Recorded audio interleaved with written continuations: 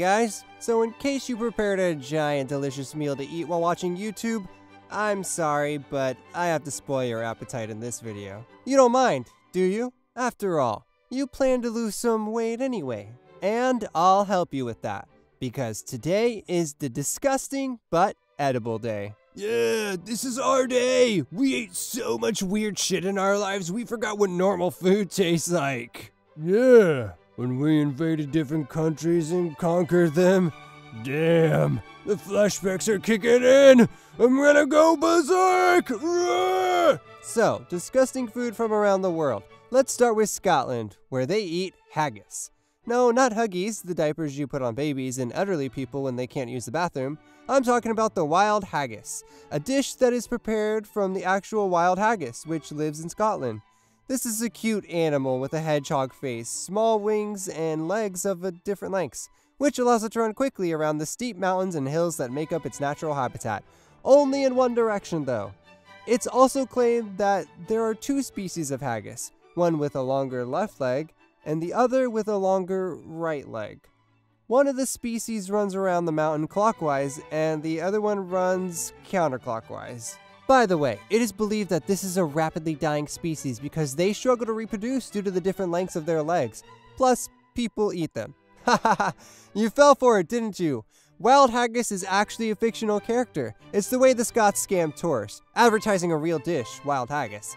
And to cook it, you need a ram, or rather, its stomach, which is thoroughly washed. Then we need the liver, lungs, and heart from the ram. All this yummy stuff is chopped with onions and the interior fat mixed with crushed oatmeal. They add nutmeg, lemon juice, sage, and other spices to taste. After that, they fill the stomach with this and cook it. For an exquisite Scottish taste, you can add Scottish whiskey to the broth, but only if you're age 9 or older. Well, let's move on to the balut. Did someone say blood? I'm thirsty for blood. No, balut is the next popular dish we're going to talk about. It originated in Asia. It's basically a boiled duck egg, but with the fully formed baby bird inside. It has feathers, gristles, and a beak. It is popular in Southeast Asian countries, and especially in the Philippines. The dish is considered to be exclusively for men, as it's attributed to the properties of an aphrodisiac, and it supposedly affects libido. The properties of amniotic fluid, which is preserved in a high-quality balut, are especially emphasized. By the way, the production of balut in the Philippines has been put on an industrial basis, and the possibility of supplies to Europe is being considered. Eggs are best eaten fried and with soy sauce. When you eat it, as a rule, you should drink the amniotic fluid first. Then you should eat the balut itself, sprinkling it with a mixture of black pepper and salt. The taste of the balut resembles boiled beef liver. Both the egg and the baby bird taste this way. Let's stick to the topic of things cooked alive. All in all, people in Asia generally don't like cooking food.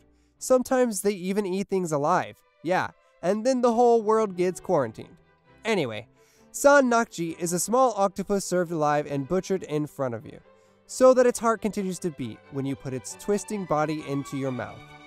And here's a yin-yang fish. Don't worry, it's not the fish from Avatar. No. This is an ordinary volunteer carp. They wrap its head with a towel with ice cubes inside so that it wouldn't see what would happen next, and so that it could be alive for half an hour or so. Then they carefully remove its scales while it's still alive.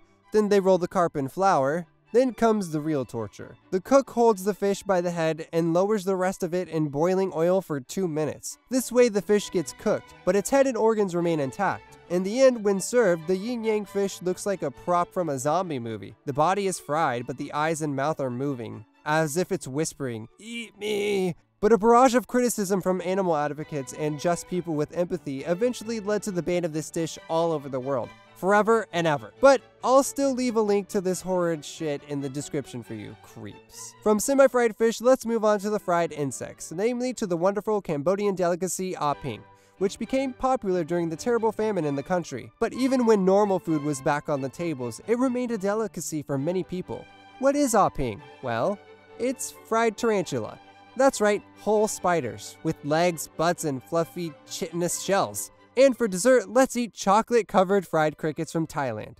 Delicious, isn't it? And how about the largest dish in the world, not including an elephant? Huh? How about a wedding camel? And no, it's not wearing a wedding dress, it gets stuffed. Namely, we take a chicken egg, cook it, then we take a fish, and put the egg inside. Then we put the fish with the egg inside a chicken and stew it. Then we put this chicken stuffed with the fish stuffed with the egg inside a fried ram. We need a couple of them, of course. And guess what we're doing next? That's right, we stew it again. And then we stuff the camel with these rams and bury the camel in the sand and light a bonfire at its burial site. And that's it. The wedding dish is ready. By the way, among the Bedouins, camels are also considered a means to increase male libido. Just another fun fact for you. Okay, we've been to the Middle East and Asia, but what's going on in South America? Not a whole lot. They just fry guinea pigs there. It was invented in Peru, the homeland of these little squeaky little furballs, and popularized in the USA, France, China, Chile, Colombia, and other countries. Given the fertility of the guinea pigs, the Peruvian authorities are doing everything possible to promote them as livestock, even giving poor families 1 male and 5 to 8 females. And after a couple of months, the number doubles. The pigs are easy to feed. They're small and they gain weight quickly, and it's pretty cheap to keep them. Their meat is so tender that doctors recommend it to patients who recover from surgeries and serious illnesses. And chefs of European restaurants even develop special recipes, depending on where the pig was brought from. Are there any reasons not to eat them? By the way, if you'll Google recipes to cook your hairy friend, and you definitely will, search the word cuy. It means fried guinea pig in Peru. And now let's talk about flies and rotten stuff. I know you won't leave me alone until I talk about casu marzu and surströmming. People of wonderful and warm Sardinia looked at their neighbors who made the most delicious and delicate cheeses and decided that this was for pussies. They thought real cheese is the cheese you have to fight for. This is how fermented cheese based on sheep's milk appeared.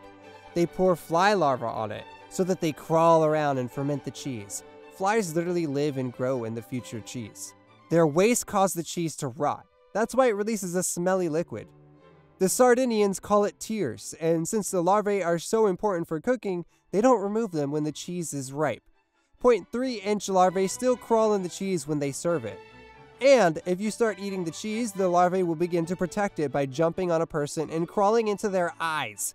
Well, that's just a guess. And if for some reason you still decided to eat, accidentally, or maybe on purpose, eat the larva, then your gastric acid will not digest them and the larva will cause violent, bloody, and painful diarrhea. Or you could just put the cheese in a bag and pump the air out of it, wait for the panicking larvae to stop beating against the walls of the bag, and then start eating the cheese.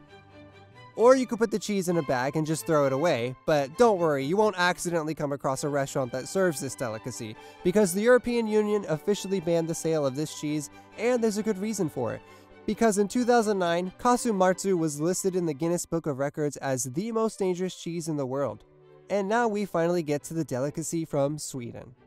Yeah! Rotten herring. Surströmming! Exactly. They catch the fish in April, the factory takes up to 60 tons of it weekly, then they gut the fish and put the meat and caviar in barrels with concentrated saline solution.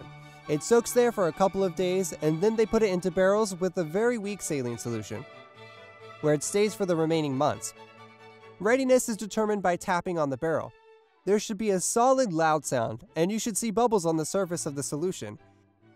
And in the end, they put herring into jars with their hands. Imagine the stench.